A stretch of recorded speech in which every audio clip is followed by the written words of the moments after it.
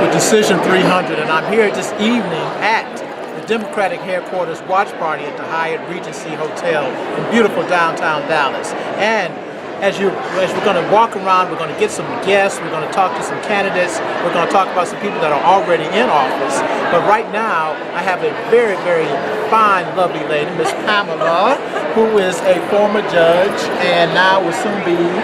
Well, I'm former criminal defense attorney, yes. declared elected criminal court judge for Dallas County. And I see from your signs, it's Beto all the way, and how are you feeling about this? I'm so excited, and as a matter of fact, in the past week, I drove all across Texas. So I went to Lupe's debate in Austin, and then I drove, after that I had a trip that took me all the way to West Texas. I saw Beto everywhere. I mean, even on the ranch gates, I would see Beto signs. Really? Yeah, on ranch gates. And they had, in Terlingua, they would have big banners out that said rednecks for Beto. Well, there you have it. That is amazing. Yeah, you would never have really seen that in rural Texas, West Texas before. But Beto signs outnumbered Ted Cruz, I'm going to say about 3 to 1, maybe 4 to 1. So how are you feeling about the overall sentiment of the country? Where do you think we're going to go? And I'm going to ask you a real difficult question. What if things don't pan out? What do we do next? What's going to be the next step going forward if we don't get the seats that we need to have to kind of overturn what's been going on? You know, having been through a campaign, I know that if things don't go the way you want to, you've just got to have some downtime, and you have to relax, and you have to breathe and rest, and not, you're going to be discouraged, but then I think you just regroup and you keep moving forward. Right. But I think this is an amazing sign at just what we're doing, so I'm hoping we'll win. We have to. But otherwise, it means just keep on fighting, just keep running, keep running, keep running. So with the judgeship, what is that going to take you now in your new career, your new path? Yeah.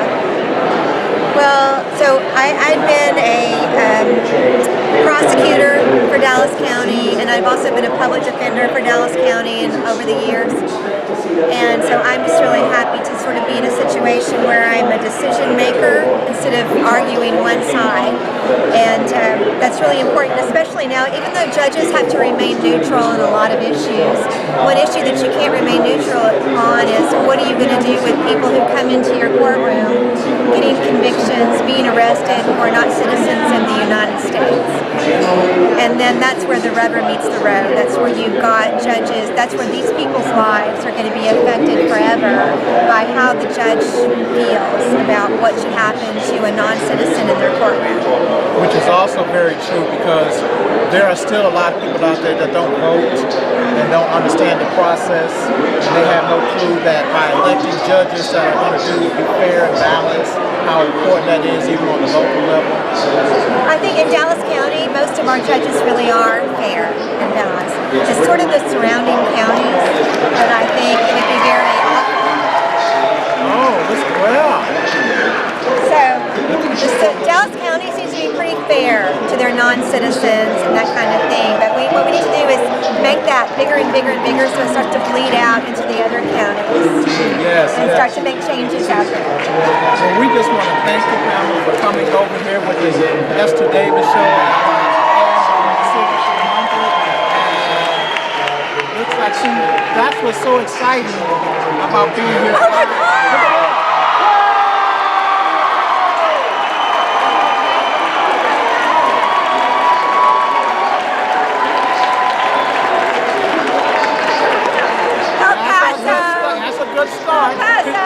El Paso. Yeah. That's great.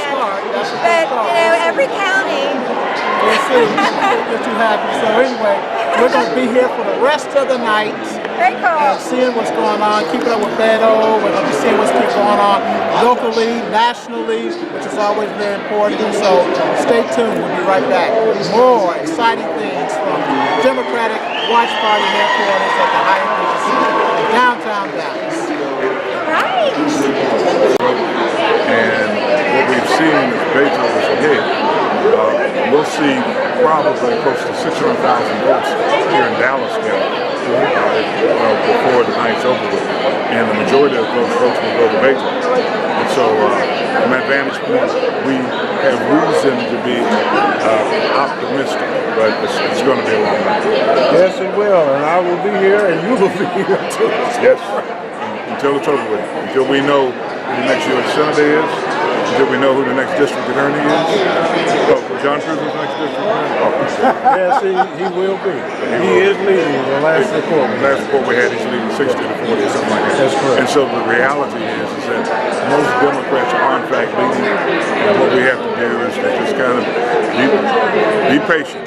Don't get over enthusiastic about it, but be very optimistic that we'll have a wall against Trump in the morning throughout this country. All right. I hope we dump Trump, as they say. We will. Right. You say dump Trump? Or Dump. I want to dump him. Well, I ain't gonna say it, but we need somebody else. Well, we do need. You can't say that. You're right. We I want to need dump Trump in somebody 2020. We need to dump We Trump. need to dump it. Oh, we already started 2020 with our board. Exactly. Fred Jones here, downtown Dallas at the Hyatt Regency headquarters for the Democratic Watch Party, the Blue Wave Watch Party. And right next to me, on my right, is Councilman Tanel Atkins, who has been around, who has been part of this whole process in Dallas, not only in the local, but nationally, as well as statewide. And we're just ecstatic to have him here on Decision 300 with the Ester Davis Show. Tanel, how you doing, buddy? I'm doing great. Hey, you know what? It's your world. You take it. It's your world. No, that's yours. That's what we got you. Sure, we got that blue on. Hey, Blue Wave. Blue Wave. Blue Wave, baby. You know, it's great to be here with John Crusoe in the Democratic Party, and blue is blue. It is. And we have to really understand for everybody to come out, 2012 or 2016 or whatever, when Hillary came in, we outdid all the vote, midterm, the millennials coming out and vote. But this is a remarkable deal right here that we got Crusoe coming in, and we got all these county judges coming in, but we got a city of Dallas and the county is blue, and we voting blue. But it's the last time we ever be able to do this. Now, what's going to happen in 2020 when we say we cannot vote straight ticket? That's the question. What we're going to do? What we're going to do when we cannot vote straight ticket? Because they're the Senate, the Texas House of Representatives, they're working to take that off. Take it out. And so now we got to do and educate the people. We need to take this on a road show and educate the people. And say, hey, we can't vote straight ticket on. Now we got to educate who is running. So why do you think they decided to do that? But I think what they decided to do is the higher the education, higher the learning ability, upper middle class, that people are going to study the ballot, what's going on, the working force, the retired people, and they taking the people in poverty who said, I can vote straight ticket, but now they said, you know what? I'm only a Democrat. So they said, well, you might be a Democrat, do you know who all running? And now you got a long list of 2-page ballot. Do you educate yourself? Who going to teach those people who is the right person to run? Who is the right person to be in that office? It's just like when Faye came around and she said in North Dallas, it said Faye without a picture. Right. In Southern Dallas, it said Faye with a black picture. Right. Then it never said Republican. It never did. Never Republican. Never did. No. And so we didn't know if she was Republican or Democrat. Right. Unless you already knew. But how would you know? Would you know? I know and you knew it, but the rest of the people, that's what we talk about, voter education and getting out here and getting involved and getting engaged, because I ran across a lot of people that didn't know that Faith was a Republican. Right. And I'm like, maybe that not have anything to do with it, maybe it does this time. But it do have something to do with it because up until 3 or 4 days ago, I talked to my sister-in-law. She said, are you voting for Faith? Yes, she is a Democrat. I said, how you know Democrat? Well, she black, she's a Democrat. Right. But they never know because it never says she was a Republican. On all her literature, it never says she was a Republican. Never, not one. So how do we turn this in to educate the Dallas County, which is blue, that who is the right candidate for the job? How do we do that? It's by education. And to do education is people like you and CW to spread the word out and say, how do we educate the people what is going on in this great county? We got to find a way to do it. Just when you think you can relax, you can't, because the next elections is going to be even more challenging. 2020, yeah. I told him to Councilman Atkins, which I had heard about, but I didn't hear about all the nuances of it and all the details. So it's educating me, because I was just always curious, why not? Why not? But also why not is that the point is, who is investing in the Democratic Party, who is investing in the Republican Party, and where the money coming from, how do we get the word out, and are we doing a good job of educating our voters? Are we doing our job to educate the voters? And we're not doing a great job to educate our voters. We need to do a better job to educate the voter, and that take money to educate the voters. And people that are willing to go out there and do the work. Right. The legwork. You see why I said it's his. I said that's why I turned it over to him, because we have interesting discussions, but there are things in politics that I don't know anything about as much as I would like to know, and I'm in part of that education need public myself. I need to know what's going on as well, so that's why I turned it over to you. But turn on you also, but you, CW, and everybody. Why won't we turn this moment today, this is a historic moment in Dallas County. Someone who got appointed to be DA and someone who got elected to be DA. But how do we teach this to the whole Dallas County? You know, we got a suburb, we got to find a way how to teach the people how to vote. You know, we got, Trump over there talking about everybody running from the border and everybody trying to scare everybody to death. But how do we teach this? How do we take this to the next level? And that's what we want to do. We want to take it to the next level. We want to educate our voters. That's it. That's it.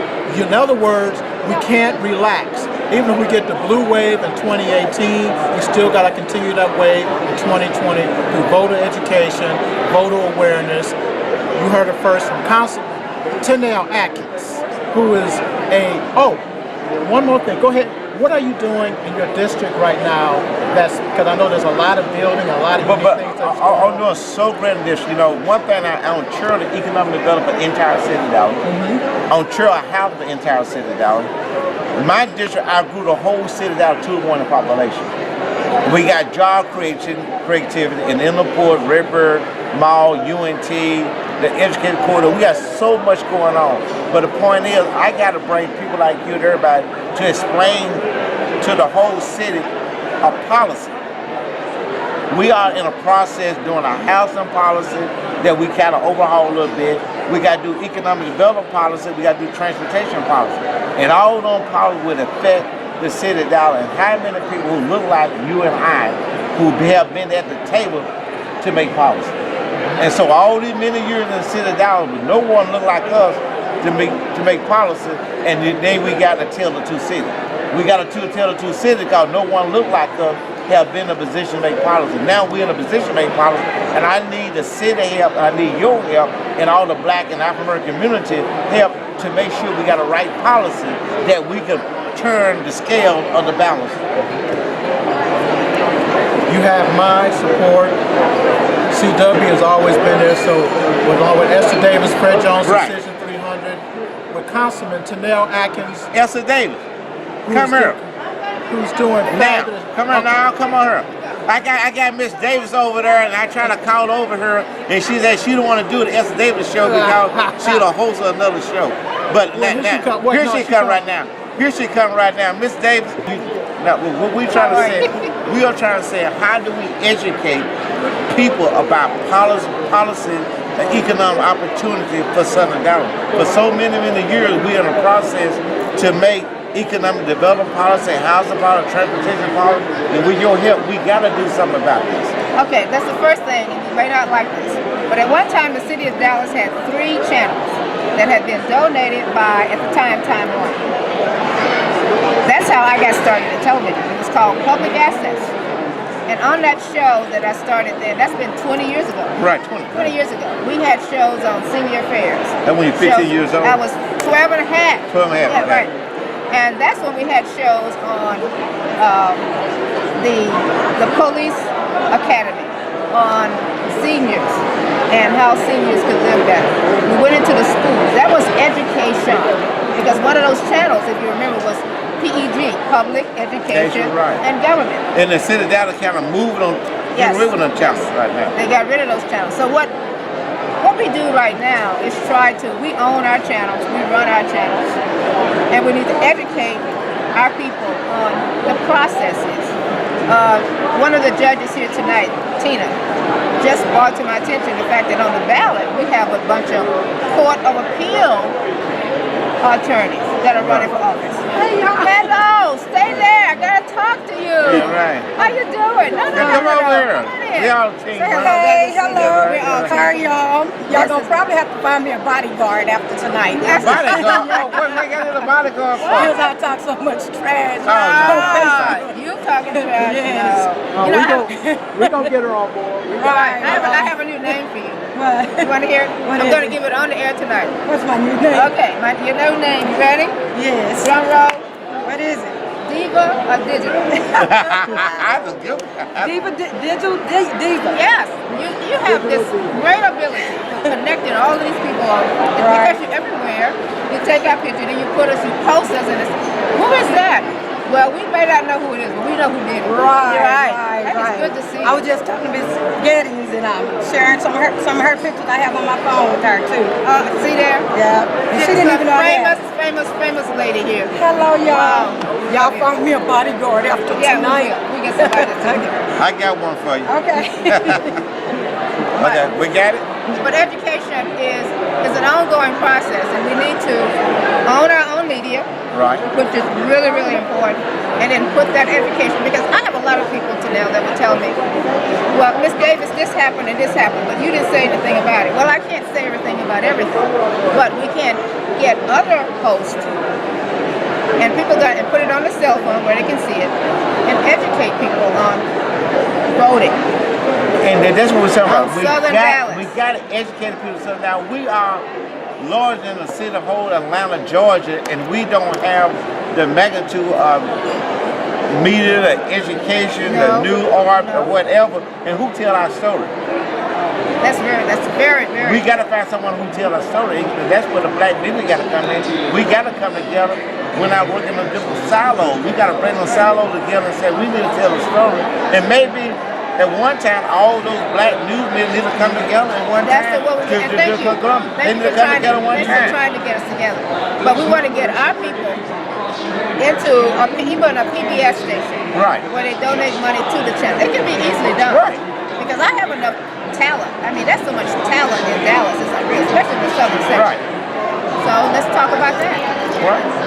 We got plenty of talent in Southern Dallas. You got you've been there for many years, and you got put together. So you might be the person, be the leadership to put this together. But let's put this together before 2019. Okay, America, you heard it here first. Let's do it. Chanel Atkins said it, and whatever he says, you know it's going to get done. The CW will get it. So no, let's get that The done. 2019. Okay. That's a deal. All right, thanks. Thank you, Cedar. Fred Jones here at the beautiful Hyatt Regency Hotel, downtown Dallas, Democratic headquarters, watch party, Blue Wave, a coming. That's what we're talking about. And right now, we have a couple. It is Aisha and Nigel Redmond. She is running for Democratic judge for the district court, and she is right here. Might as well call her judge right now. Can we call you judge? Sure. Can we go ahead and just conclude that you're going to be judge? Absolutely. So go ahead and tell us a little bit about you and you as well, because the good thing about what we have here now is a husband and wife combination. And that is so critical, because she's going to need a lot of support and you're going to need a lot of support. So that is so critical. It's a beautiful thing to see. So tell us a little bit about you. Absolutely. I am the judge-elect of the 160th District Court, Aisha Redmond. And I ran because I wanted to bring back true equality and justice to this court. I believe that all individuals should have fairness, equality, and a judge with a great temperament in courts. And so that's why I decided to run. I have here my husband who practices criminal defense, Nigel Redmond. Now, you got deuces, but now you got to say some words, bro. Nigel Redmond, born and raised in Dallas, went to Prairie A&M University for undergrad, went to Texas Southern Thurgood Marshall School of Law. Came back, I was a district attorney for 4.5 years, and I started my own practice. I've been having my own practice now for a few years. I have a law partner named Anthony Island. The name of my firm is Redmond and Island PLLC. And we are so excited about the numbers that we have seen thus far during this election. Now, we're not sure whether individuals are showing out to be Republicans or whether they are Democrats, but we are excited because so many young individuals, so many millennials are out voting, and it is very encouraging to see that these young individuals are engaged in our democracy. It's so very important to see And that. it's also important, again, that they see the two of you together, because they don't see that, particularly that comes through the courts. You see a lot of brokenness, a lot of family disputes, and you see a lot of things that come along through the courts. And so you're going to be a big help on that. So let me ask you this. So what do you think is going to be the biggest turnaround with this blue wave that you're going to see, particularly in Dallas and in the nation?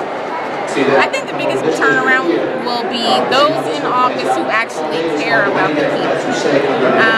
I'm not going to speak too much on what's going on nationally or in Washington, but I believe we need more individuals who actually care about the people versus themselves and filling their own pockets.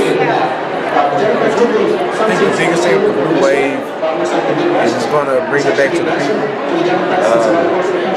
Oftentimes we have special interests and corporations who are getting the most support, and with the blue wave, it's going to bring it back to the regular, common, everyday working people, which is very important. That's the majority of Texas. There you have it. That's what's going to happen. You heard it from the judge. You heard it from her husband, attorney. So we just want to thank you guys again for coming and stopping over with us, speaking to us, sharing with us what you think is going to happen. We want to wish you continued success as you build your business and practice, as you go forward and sit on the bench. That's what this is. Thank you. Appreciate it. All right. Appreciate you all. There you go, y'all. Tonight, That's right. really hot night, because and every time there's a screen that comes up, we are applauding, because if you're watching this, the other key thing that is most important is that we're going to roll into 2020. What are you going to say to us about 2020? 2020 starts tomorrow morning at 8 o'clock. Yes, it does. Well, we actually started 2020 tonight. Ah. Because this is not a message that we will come out and vote. We just need somebody to vote. What did Michelle Obama say? When we all vote. When we vote, we win. So when it's Actually win. Democratic night, everybody knows the Republicans are trying to hate. That's okay. We are Americans, and this is the most important part. If we would understand that we live in the greatest country in the world, you exercise one right continuously, and that's the right to vote and live in this great country. Hello, don't pass by me. No, you got to come in here and say hello. No. Hello.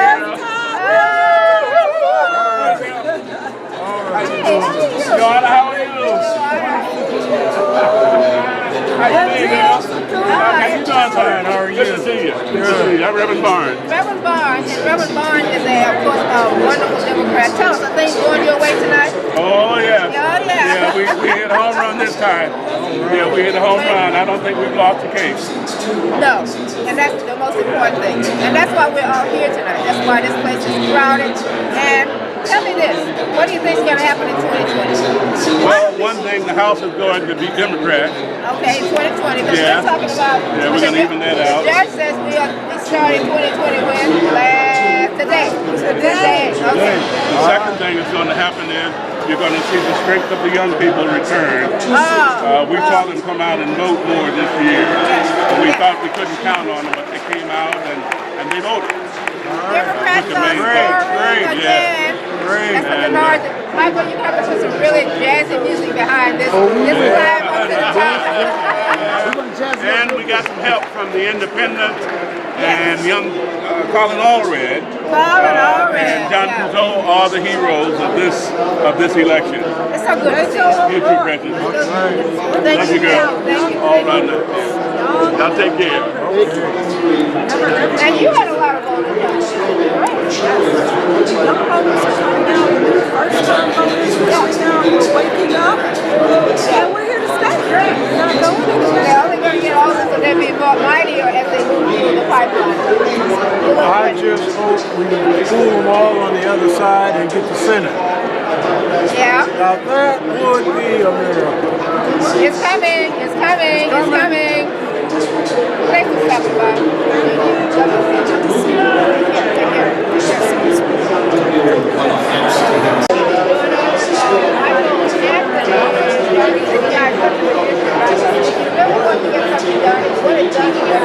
Unpaid commercial that I. All right. Okay, great. But it's so important that we attend to black media. It's so important that we have a voice. And Michael, one of the things that we want to do in 2009 is make sure we get more hosts on the show for people to listen to. Yeah, we need to stay in the community, let the community tell us their views. Yes, exactly. And spread those views so that people know that we're not a monolithic society, that we count. And we're going to make our presence felt tonight. Tonight. This is Dallas, Texas, the greatest city in the world. And we're here with Fred Lewis and CW. We're going to take a look at the crowd that's here and listen to the great jazz. We're waiting for